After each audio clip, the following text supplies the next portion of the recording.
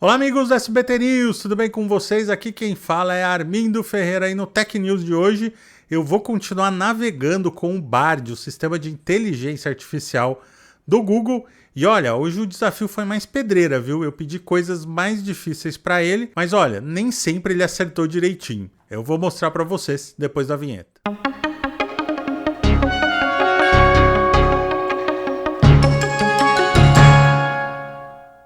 É isso mesmo, gente. A gente já mostrou aqui no Tech News uma navegação básica pelo Bard, o sistema de inteligência artificial do Google, mas agora eu fiz desafios mais difíceis para ele. E olha, como eu disse aí há pouquinho, ele não passou em todos os testes não, viu? Bom, pessoal, então eu tô aqui novamente com a tela do Bard. Hoje eu fiz diferente, que na semana passada eu fiquei digitando e eu achei que a gente acabou perdendo muito tempo nessa digitação. Eu já deixei as coisas mais ou menos prontas, assim a gente ganha um tempinho nessa navegação.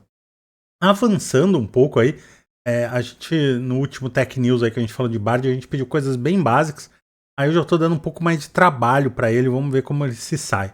Então, por exemplo, eu queria que o Bard fizesse para mim uma planilha para eu controlar as entradas e saídas da minha empresa. Então vamos dar uma olhadinha como ficou. Então olha só o que eu pedi para ele lá no prompt, né? O lugar onde a gente digita os pedidos. Eu falei para ele, Bard, cria uma planilha para eu controlar as entradas e saídas do caixa do meu comércio. Vamos supor que eu tenho um pequeno varejo ali, uma empresa, e eu queria fazer uma planilha para controlar os gastos, mas não sei como fazer. Então, ele respondeu aqui, né? Claro, aqui está uma planilha simples que você pode usar para controlar as entradas e saídas do seu comércio. E ele deu, então, aqui a sugestão de como fazer. Com campos de data, hora, as entradas de caixa, saídas e o saldo. Aí então ele está explicando aqui um pouquinho como que funciona essa lógica e ele tem uma função interessante que é exportar direto para as planilhas do próprio Google, né? O Google tem aquele serviço do Google Drive com o Google Docs, então em tese eu posso clicar aqui e ele gera a planilha. E eu fiz isso, eu cliquei e pedi para ele gerar a planilha, porém veio com um pequeno problema. Na minha opinião, aqui deveria já vir a fórmula pronta. Não é todo mundo que é obrigado, apesar de ser uma fórmula extremamente simples, não é todo mundo que é obrigado a saber fazer, e a gente espera que a inteligência artificial trabalhe pela gente, né? Só que na hora que eu pedi para ele criar a planilha, ele não fez isso. Ele simplesmente colocou os valores como está aqui. Então, assim, dá para a gente entender a dinâmica. Fazer essa conta é bem simples, porque é só somar um com o outro e depois você tem que ir abatendo do saldo, né? Então você tem que fazer uma continha extra. Pelo menos assim, a lógica ele explicou, né? Que veio com a explicaçãozinha aqui de como que foi o saldo, essas coisas todas. Então usando essa lógica eu poderia montar a fórmula. Porém, queria eu que ele montasse a fórmula toda para mim, né? Mas bom, como a gente está aqui buscando avançar um pouco mais, né, nesses pedidos que a gente pode fazer para a inteligência artificial do Google, então eu pedi para ele aqui, olha, quero que você crie uma planilha para controlar o estoque da minha empresa de vestuário. Então vamos supor lá que eu tenho uma empresa que vende camisetas, vende vestidos, vende acessórios, e eu queria uma planilha para controlar o meu estoque. Então ele atribuiu aqui, né, claro que é um exemplo, atribuiu alguns códigos. Isso eu achei bem interessante. Também uns nomes de produtos aqui opcionais que ele colocou, camiseta masculina, sapato masculino, a descrição do produto, a quantidade que eu tenho em estoque e o valor de cada um. Então eu tenho aqui nessa coluna o valor que eu tenho no estoque. Aqui a gente vai ter o mesmo problema, né? Eu consigo exportar essa planilha para as planilhas do Google, que me salvaria um tempo muito bom, mas infelizmente ele não faz essa formulazinha aqui. Em todo caso também, ele dá toda a explicação. Por falar em dar toda a explicação, o Bard tem uma vantagem que o ChatGPT não tem, que é a gente pedir para ele ler para a gente essa explicação. Então vamos ver como que funciona. Claro, aqui está uma planilha simples que você pode usar para controlar o estoque da sua empresa de vestuário. Código, produto, descrição, quantidade, preço, valor total. 1.234, camiseta masculina. Camiseta branca com mangas curtas, 10, 20 reais. Bom, cortei aqui no meio, né, só para vocês conhecerem um pouco como que funciona aí a dinâmica. E vamos avançar mais, né? Vamos supor que eu trabalho numa empresa, estou no home office e o meu chefe pediu para eu apresentar um projeto de alguma coisa e eu preciso montar uma apresentação sobre esse projeto. Mas eu não sei montar apresentação, não tenho familiaridade, eu estou com pressa e quero ganhar um tempo para fazer isso. Então vamos supor lá que o seu chefe, seu superior na empresa, pediu para você montar uma apresentação para fazer um evento de uma espécie de feirinha de artesanato na cidade onde você mora. Então eu vim aqui e pedi isso para o Bard. Preciso montar uma apresentação de um projeto para fazer uma feirinha de artesanato na cidade onde eu moro. Deve contar os objetivos do evento e os recursos necessários.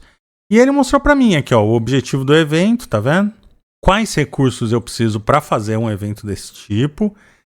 Deu uma sugestão de cronograma e também aqui, é claro que é um valor fictício que ele deu, né? Porque depois a gente precisa ajustar aí com as informações reais. Aí o orçamento. Você, Armindo, mas aqui não tá no formato do PowerPoint, né? Pois ou da apresentação de slides, né? Do programa que você usar. Mas aí também é só copiar e colar em cada slide. Você pega o tópico aqui, objetivo do evento, é um slide. Recurso necessário, outro slide. Cronograma, é outro slide. Então é só você ir copiando e colando nos slides. Põe uma figurinha lá para deixar mais bonito o slide. E tá pronto. Ele não vai fazer 100% do trabalho, mas já fez 80% aí. Quem sabe no futuro, não é? A gente não tem aqui a possibilidade de ter um botão para exportar para o Google, né? E aí ele já monta a planilha toda pra gente, né? Por que não sonhar ou por que não pensar nesses recursos, né? Bom, mas vamos avançar mais ainda. Será que ele consegue fazer um programa de computador pra gente? Aí vem aqui, faça um programa baseado em Python. Python é um tipo de linguagem de computador, né? Onde você pode fazer programas, né? Então é uma linguagem de programação. Existem outras linguagens, eu não vou ficar entrando nesse mérito. Eu pedi no Python aqui, que era só para um exemplo. E então eu falei assim, faça um programa baseado em Python para cadastro de controle de clientes. E aí ele fez um programinha aqui.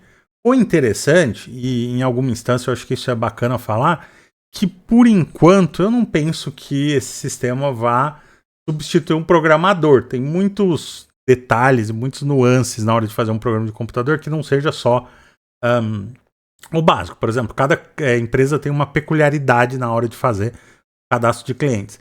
Mas uma coisa muito legal que eu quero mostrar para vocês é que ele consegue ir explicando cada decisão que ele tomou no código. Então, mesmo que a gente não entenda nada do que está escrito, ele está explicando aqui. Cria uma conexão com um banco de dados, cria uma tabela para armazenar os dados dos clientes, insere alguns dados de exemplo, salva as alterações do banco de dados, fecha a conexão com o banco de dados.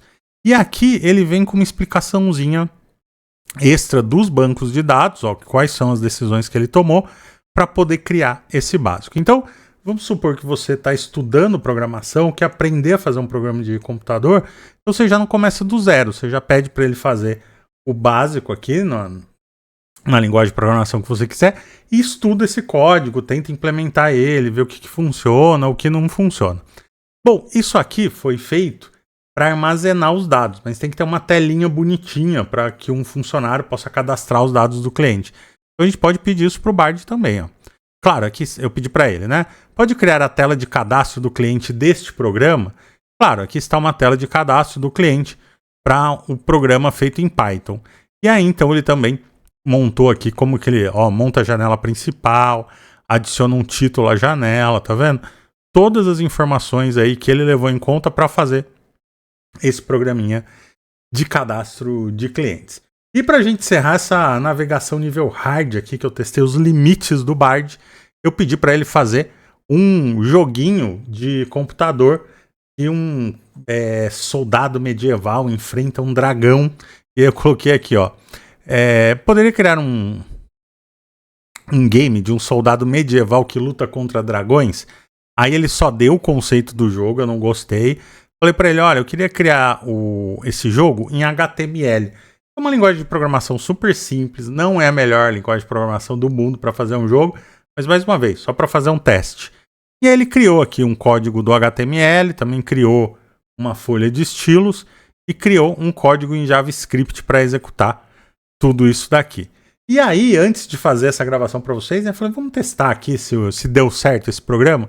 Infelizmente não deu, viu, gente? O meu soldado não conseguia caminhar junto com o dragão. Com certeza tem algumas melhorias aqui no código que precisam ser feitas, mesmo levando em conta que o HTML não é o melhor dos mundos para se criar um jogo, mas era só um teste e acabou que ele não foi muito bem no teste. Mas, mais uma vez, é uma excelente opção para você estudar. Eu mesmo fiquei curioso aqui de ficar mexendo no código para ver se eu consigo fazer funcionar. Se eu conseguir, eu volto aqui e mostro para vocês o meu joguinho do soldado contra o dragão. Então é isso, gente. Espero que vocês tenham gostado. Eu vou ficando por aqui, mas espero você no nosso próximo encontro. Um abraço, até lá. Tchau, tchau.